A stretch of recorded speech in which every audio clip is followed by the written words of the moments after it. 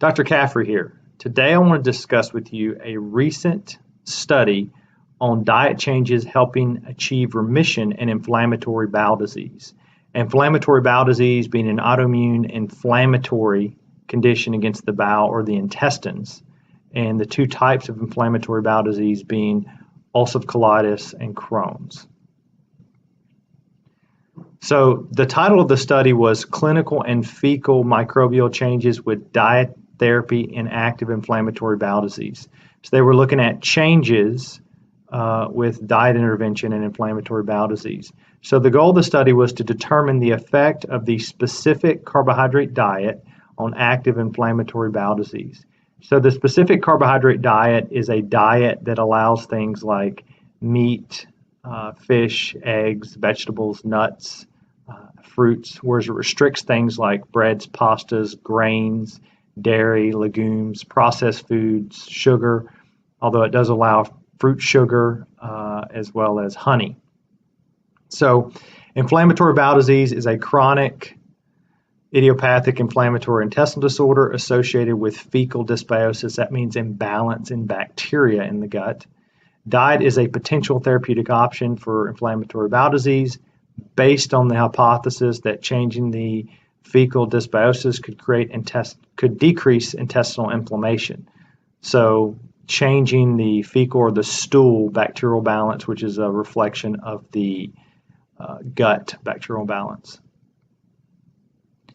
So in this study, 12 individuals enrolled. 9 were from Seattle Children's, whereas 3 were from Children's Center for Digestive Healthcare in Atlanta, Georgia.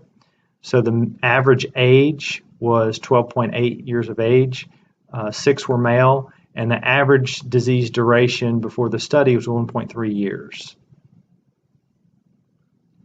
So after the implementation of the diet, 2 weeks in, 5 of the 12 individuals were in clinical remission based upon pediatric Crohn's and ulcerative colitis scales.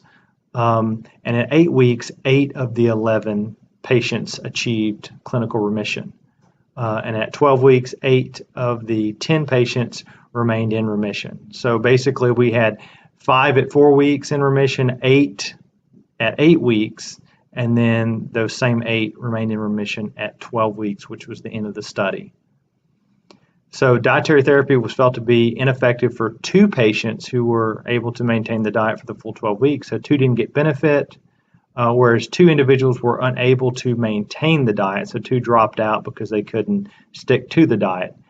And I think important to note, no adverse events were reported.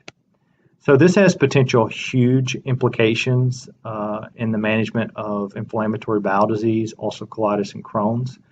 So this is a small study, but there has been other evidence published that the specific carbohydrate diet is helpful in inflammatory bowel disease in the past.